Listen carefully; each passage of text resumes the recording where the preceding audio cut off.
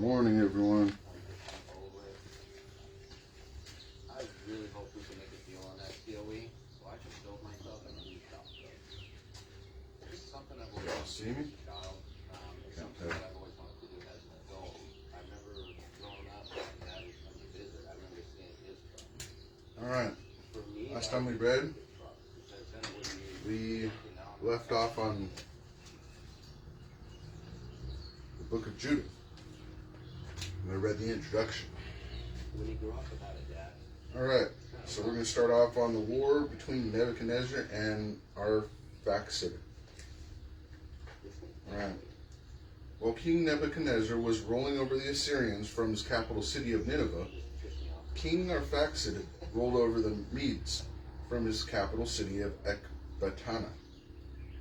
Around Ecbatana, King Arphaxad built a wall 105 feet tall and 75 feet thick of cut stones.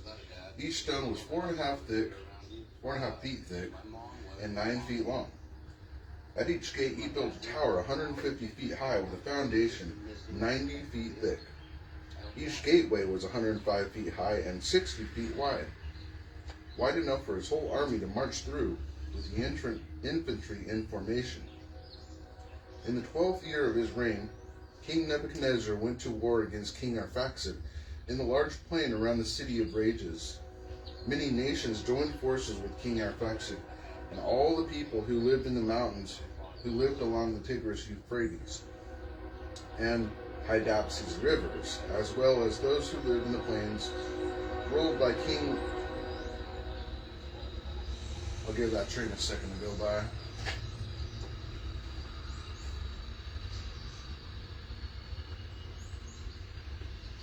Alright, I think it's done blowing its horns. The King Nebuchadnezzar of Assyria sent a message. I thought they were done.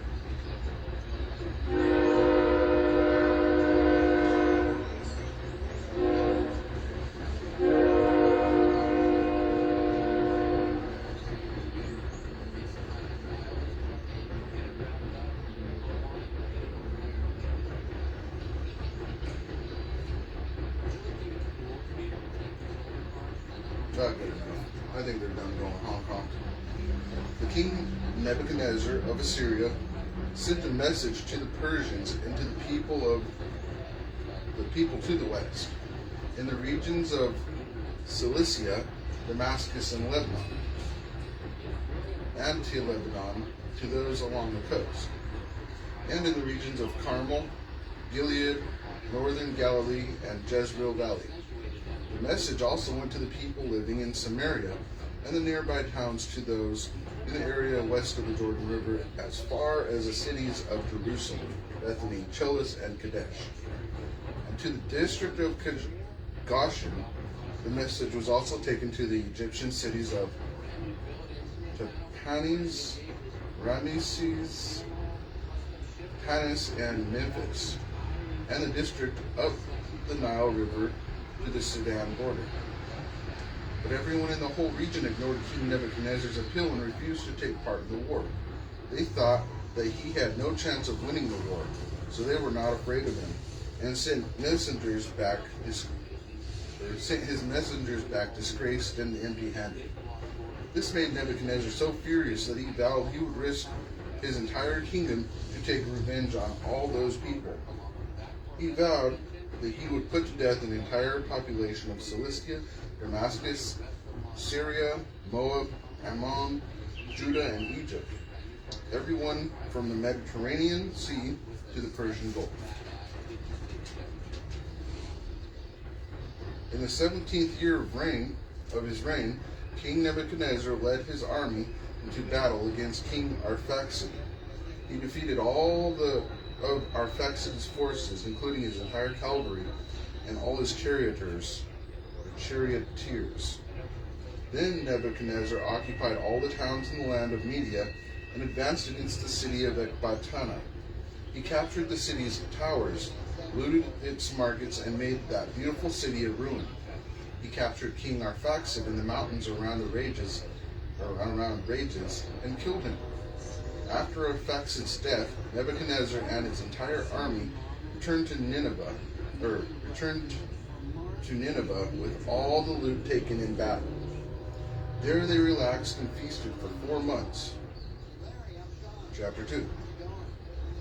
In the 18th year of Nebuchadnezzar's reigns, on the 22nd day of the first month of that year, he and his advisors decided to carry out his threat to take revenge on all those countries that had refused to help him. The king called his general staff and senior officers together and reported in detail how those countries had betrayed him. He and his officers agreed that everyone who had refused to help him in the war should be put to death. Then he described to them his plan of attack.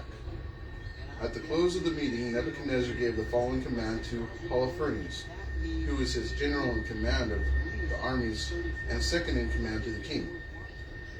I, Nebuchadnezzar, the great king and ruler of all the earth, command you to choose some experienced soldiers, 120,000 infantry and 12,000 cavalry. Then attack the lands to the west because they refuse to respond to my appeal for help. Warn them that they must prepare their offerings of earth and water to show that they have surrendered unconditionally. I will make them feel the full force of my anger and completely destroy them.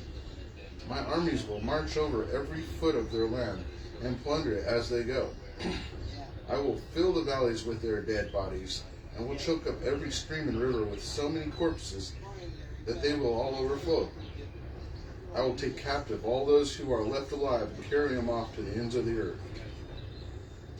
But you, Holofernes, are ordered to go ahead of me and occupy all their territories in advance.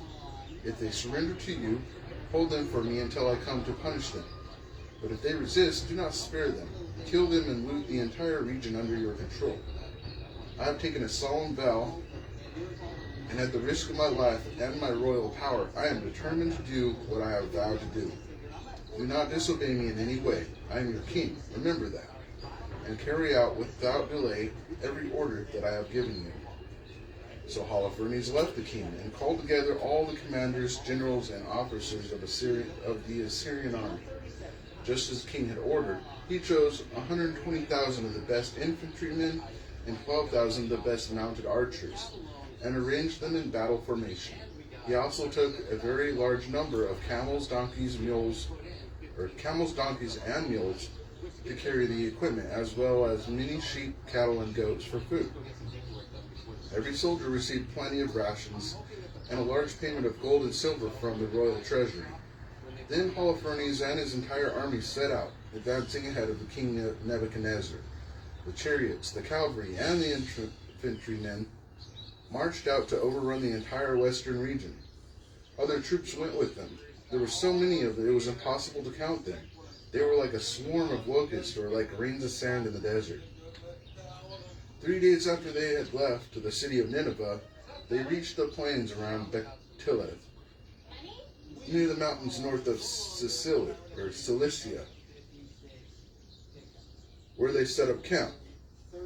From there, Holofernes advanced into the hill country with his entire army, his infantry, cavalry, and chariots.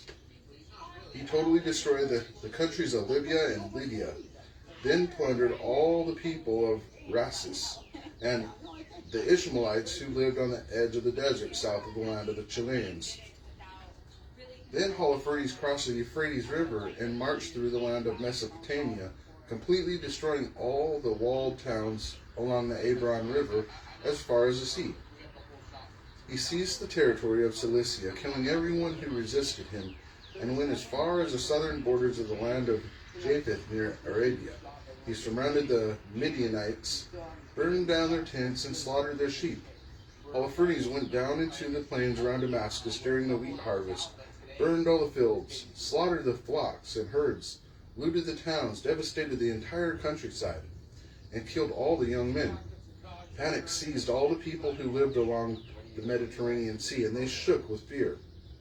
Everyone in the towns of Tyre, Sidon, Sur, Osina, Jamnia, Ashdod, and Ashkelon was terrified. Now I'm going to go ahead and leave off there. And we'll begin again next time on chapter 3 of the book of Judith. When we do that, it's going to leapfrog it way past our next trade-up vehicle to a six-figure. Hope everyone has a great day and the rest of the week. Be safe out there and keep praying. I'll talk to y'all next time. God bless.